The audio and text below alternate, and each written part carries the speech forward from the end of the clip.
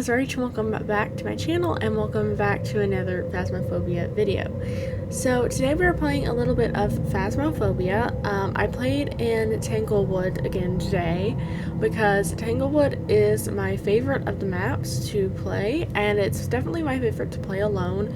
I don't really like playing Phasmo that much alone. I prefer it with people. I think the ghost just gets to me more when I'm alone because I'm more immersed. Like when I'm playing with people, I'm typically talking to them about something and kind of just having family chats or friend chat. And I think with playing alone, it's more like I'm more immersed in the gameplay and I'm really listening to all the ghost sounds, and I think I'm in more of a simulation almost. I think it's more virtual reality when I play alone, whereas when I play with people, it's more like I'm kind of in and out of the immersion. So I think it helps it feel more like a game to me when I'm playing with people.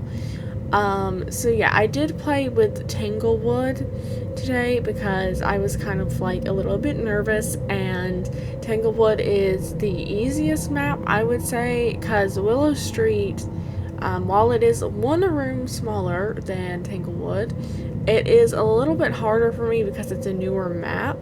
I used to play a ton of Phasmophobia before all of the amazing updates they did, and when I used to play a lot of Tanglewood and Edgefield and Ridgeview. But they recently added a bunch of updates, and when they did that, I remember right before I quit playing Phasmo, before I went on my little break from it, that lasted actually way longer than it should have, but they added in Willow Street, and I think I played it twice before I switched to where I wasn't playing any Phasmo.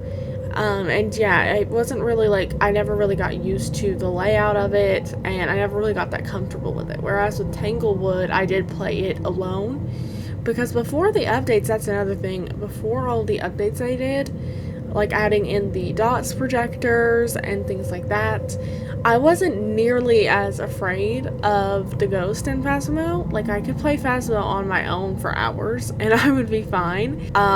So I think it's more they've added more immersion to it, and the dots projectors have added more of a startling thing. Because if they walk through the dots and you're right there, it kind of freaks you out. They've got more things they can do to interact with the environment and kind of scare you a little bit. And it's also just the fact that instead of only hunting when you get underneath 50% sanity, there's also the chance that they may just randomly quote unquote attack. And that's basically a miniature hunt where they try to get you, but I think they can only go as far as the ghost room. I'm not sure on that. Like I said, I haven't really played it just a ton since all of the updates, but it's definitely it feels a lot more nerve-wracking, and I think it feels like it's gotten more difficult. It may not have gotten more difficult, but it does feel that way, which definitely presents more of a challenge, and it makes it more fun to play, but I think at the same time it also makes it a lot more nerve-wracking when you're playing alone. Especially if you're used to playing with people, because like me, I don't play a lot of horror games on my own. I'm a cozy gamer, and I will admit I don't play very many horror games, so they're kind of few and far between, and when I do play horror games, it's like I said, mostly Phasmo with family or friends, so I don't really play that many on my own, and I think that makes Phasmo even more frightening, I suppose, when I play it on my own. One thing that also doesn't help with the Phasmo immersion is that when you're playing it you didn't used to have this, but now they've made it to where there's background noise. When you entered the building before, there might have been a little bit of some noises and stuff.